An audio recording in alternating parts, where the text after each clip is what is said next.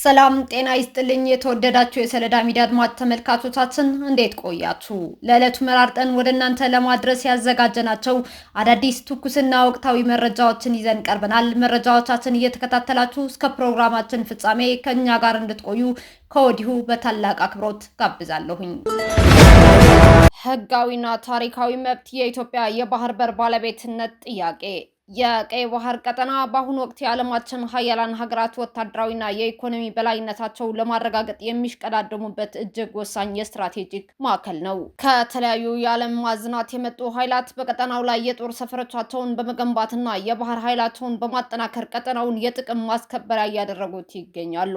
ይህ የኃይል ሚዛን መለዋወጥ ደግሞ በቀጠናው እምብርት ላይ ለምትገኘው ኢትዮጵያ ቀጥተኛ ተጽዕኖ ያለው ጉዳይ የሆነም መጥቷል። ፍትሐዊነት የጎደለው የጂኦፖለቲካ እውነታ በአፍሪካ በህዝብ ቁጥር ሁለተኛ የሆነችውና ከ130 ሚሊዮን በላይ ህዝብ የምታስተዳድረው ኢትዮጵያ በአሁኑ ወቅት የራሷ የሆነ አስተማማኝና ቀጥተኛ የባህር በር የላትም። ኢትዮጵያ በየዓመቱ በቢሊዮን ዶላር የሚቆጠር ገንዘብ ለወደብ ኪራይና ለአገልግሎት የምታወጣ ሲሆን ከባህሩ ደጃፍ ላይ ቆማ የዓለም ንግድና ወታደራዊ እንቅስቃሴን ዝም ብላ እንድትታዘብ የሚያስገድዳት አንዳችም ምክንያታዊ ነገር የለም። ከቀይ ባህር በሺዎች በሚቆጠሩ ኪሎ ሜትሮች ርቀው የሚገኙ ሀገራት እየተሳቡ በመምጣት በቀጠናው ላይ ይዞታቸውን እያጠናከሩ ባሉበት በዚህ ወቅት በቅርብ ርቀት ላይ የምትገኘው ኢትዮጵያ ወደብ አልባ ሆና እንድትቀጥል መደረጉ ፍጹም ፍትሐዊነት የጎደለው አካሄድ መሆኑን ተንታኞች ይገልጻሉ። ሌሎች ሀገራት ጥቅማቸውን ለማስከበር ወታደራዊ ቀጠና ሲያቋቁሙ ኢትዮጵያ የህዝቧ የብልጽግናና የደህንነት ጥያቄ ለመመለስ የነበራትን ታሪካዊ የባህር በር ለማስመለስ የምታደርገው ጥረት ተገቢ፣ ወቅታዊና ሊገታ የማይችል ሆኖ ብቅ ብሏል። ታሪካዊ መሰረትና ዓለም አቀፋዊ ህግ የኢትዮጵያ የባህር በር ጥያቄ ከባዶ ሜዳ የተነሳ ሳይሆን ጠንካራ ታሪካዊ መሰረትና ዓለም አቀፋዊ ህጋዊ መርሆችን እየተከተለ ነው። ከታሪክ ባሻገር ዓለም አቀፍ ህጎችና መርሆች ወደብ አልባ ሀገራት በድርድርና በሰላማዊ መንገድ የባህር በር ማግኘት የሚችሉባቸውን ህጋዊ ማዕቀፎች ይፈቅዳሉ። በመሆኑም ኢትዮጵያ ጥቅሟን ለማስከበር የምታደርገው ማንኛውም ዲፕሎማሲያዊና ህጋዊ ጥረት የራሷን መብት የሚያስከብር እንጂ የሌሎችን ሉዓላዊነት የሚጋፋ አይደለም። ኢትዮጵያ በቀጠናው ላይ ያላትን የባህር በር ባለቤትነት መብት ለማስመለስ የምታደርገው ተከታታይ እንቅስቃሴ ሙሉ በሙሉ በሰላማዊ መንገድ በጋራ ተጠቃሚነትና በዲፕሎማሲያዊ መርህ ላይ የተመሰረተ እንደሆነም ብዙ ጊዜ ተጠቅሷል። የአሜሪካ ከፍተኛ ልዑካን ቡድን ወደ መቀሌ ሊያመራ መሆኑ ተሰማ። በአዲስ አበባ የሚገኘው የአሜሪካ ኤምባሲ ከፍተኛ የልዑካን ቡድን በሚቀጥለው ሳምንት ወደ መቀሌ ከተማ ጉዞ እንደሚያደርግ ለጉዳዩ ቅርብ የሆኑ ምንጮች ገልጸዋል። የልዑካን ቡድኑ የጉዞ ዋና ዓላማና የተሳታፊዎች ዝርዝር እስካሁን በይፋ ባይገለጽም በቆይታቸው ከቀድሞ ህወሓት አመራሮች ጋር ይወያያሉ ተብሎም ይጠበቃል። ጉብኝቱ የህወሓት ቡድን የፕሪቶሪያውን የሰላም ስምምነት በማፍረስ መንግስትነት ከተቆጣጠረ በኋላ በክልሉ በቡድኑ እየተስተዋሉ ያሉ የፖለቲካ ሻጥሮች አንጻር ትልቅ ትኩረትም ተሰጥቶታል። ይህ የታቀደው ጉብኝት የአፍሪካ ህብረት የአፍሪካ ቀንድ ከፍተኛ ተወካይ ኦሉሴጉን ኦባሳንጆ ባለፈው ሳምንት በመቀሌ አድርገውት ከነበረው ጉብኝት ጋር ተያይዞ የሚታይ ሲሆን ኦባሳንጆ የህወሓት ቡድን እያደረገው ካለው ጽንፈኛ አካሄድ እንዲታቀብ ማስጠንቀቃቸው ይታወሳል። ዓለም አቀፍ ተዋንያን በትግራይ እየታየ ባለው ወቅታዊ የፖለቲካ ምህዳርና በሰብአዊ ድጋፍ አቅርቦት ላይ ያላቸው ስጋት በየጊዜው ሲገልጹ መቆየታቸው ይታወሳል። ከዚህ ጋር ተያይዞ የኡጋንዳ ጦር መሪ ጀነራል ሙሃዚ ካይነሩጋባ በትግራይ ክልል አዲስ ጦርነት ከተነሳ ከጠቅላይ ሚኒስትር አብይ አህመድ ጎን ቆማለሁ፣ ስለዚህ ህወሓቶች አዲስ ጦርነት እንዳታስነሱ፣ ጦርነት ሰልችቶናል ሲሉ ማስታወቃቸው ይታወቃል። አሜሪካ የፕሪቶሪያውን ስምምነት ሙሉ በሙሉ ተግባራዊ ለማድረግና መሰረታዊ አገልግሎቶችን ለመመለስ በይፋ ስትወተውት መቆየቷም ይታወቃል። እስካሁን ድረስ በአዲስ አበባ የሚገኘው የአሜሪካ ኤምባሲ ስለ ጉብኝቱ የሰጠው ይፋዊ አስተያየት የለም። በቅሊንጦ 24 ተሽከርካሪዎችን በአንድ ጊዜ የሚሞላ ግዙፍ የኤሌክትሪክ ቻርጅ ማዕከል ተመረቀ። የኢትዮጵያ ኤሌክትሪክ አገልግሎት ከኢንዱስትሪ ፓርኮች ልማት ኮርፖሬሽን ጋር በመተባበር በቅሊንጦ ልዩ የኢኮኖሚ ዞን በአይነቱ ልዩ የሆነና 24 ተሽከርካሪዎችን በአንድ ጊዜ ማስተናገድ የሚችል ግዙፍ የኤሌክትሪክ ተሽከርካሪ ቻርጅ ማዕከል በይፋ አስመርቀዋል።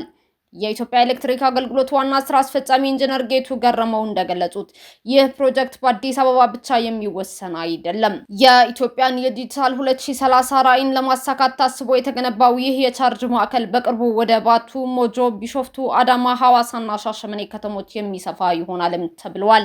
በተጨማሪም በኢትዮ ጅቡቲ የባቡር መስመር ላይ የተገነቡ ያሉ 16 ጣቢያዎችን ጨምሮ በአጠቃላይ ከ40 በላይ ማዕከላትን የመገንባት ስራ በከፍተኛ ሁኔታ እየተከናወነ እንደሚገኝ ዋና ስራ አስፈጻሚው አክለው ገልጸዋል።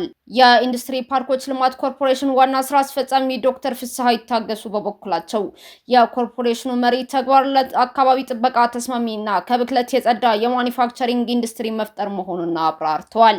ኤሌክትሪክ የኢንዱስትሪ ዋነኛ ሞተር በመሆኑ በሁለቱ ተቋማት መካከል ያለው ስትራቴጂካዊ አጋርነት ተጠናክሮ የሚቀጥል መሆኑን የጠቀሱት ዋና ስራ አስፈጻሚው ኮርፖሬሽኑ የኤሌክትሪክ ተሽከርካሪዎችን አጠቃቀም ይበልጥ ለማበረታታትና የቻርጅ ማዕከላትን በሀገር አቀፍ ደረጃ በስፋት ተደራሽ ለማድረግ በትኩረት እየሰራ መሆኑን አስታውቀዋል።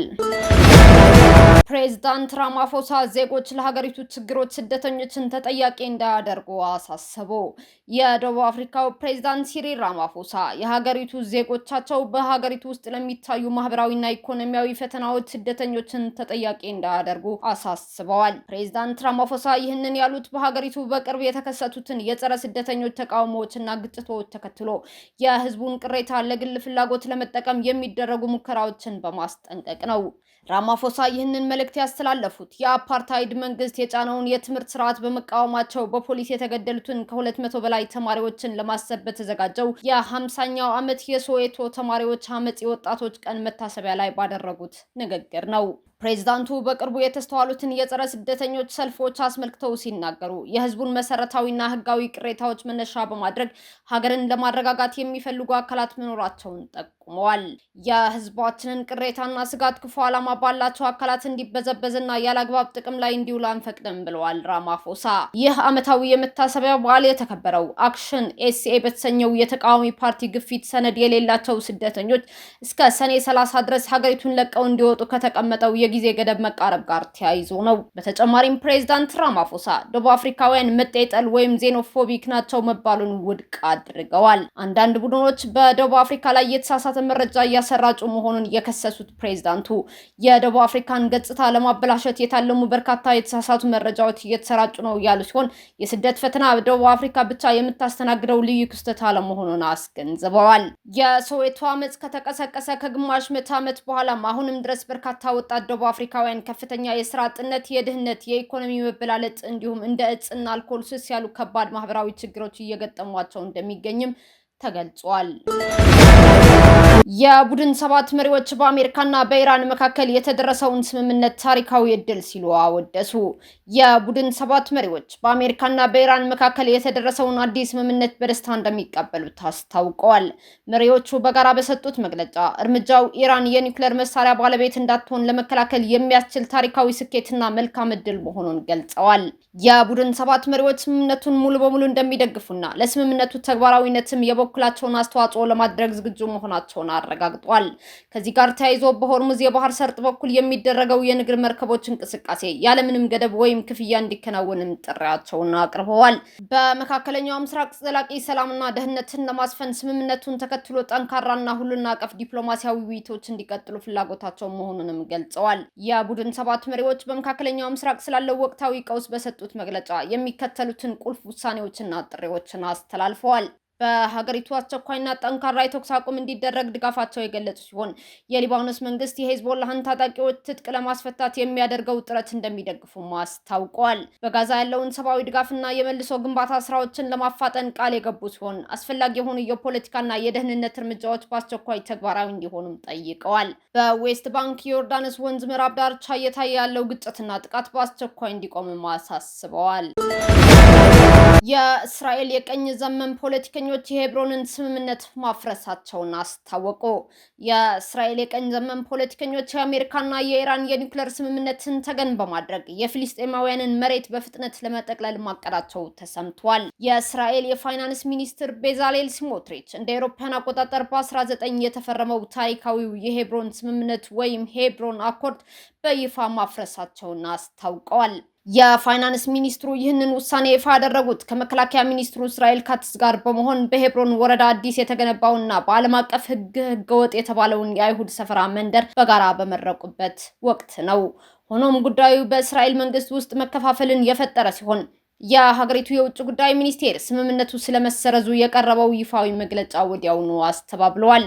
በአንጻሩ የፊሊስጤም የውጭ ጉዳይ ሚኒስትር እስራኤል በሄብሮን የወሰደችው ወገንተኝነት የጎደለው እርምጃ ዓለም አቀፉ ማህበረሰብ በአስቸኳይ እንዲያስቆምላት ጥሪ አቅርበዋል። የእስራኤል የፋይናንስ ሚኒስትር ቤዛሌል ስሞትሪች በአዲሱ እርምጃቸው ከፍተኛ የፊሊስጤም ህዝብ ቁጥር ባላት ዌስት ባንክ ከተማ ውስጥ የነበረው የከተማ ፕላን የዞን መከፋፈልና የግንባታ ፍቃድ የመስጠት ሙሉ ስልጣን ከፊሊስጤም ማዘጋጃ ቤት በመንጠቅ በቀጥታ ለእስራኤል ወታደራዊ አስተዳደር ማስተላለፋቸውም ታውቋል።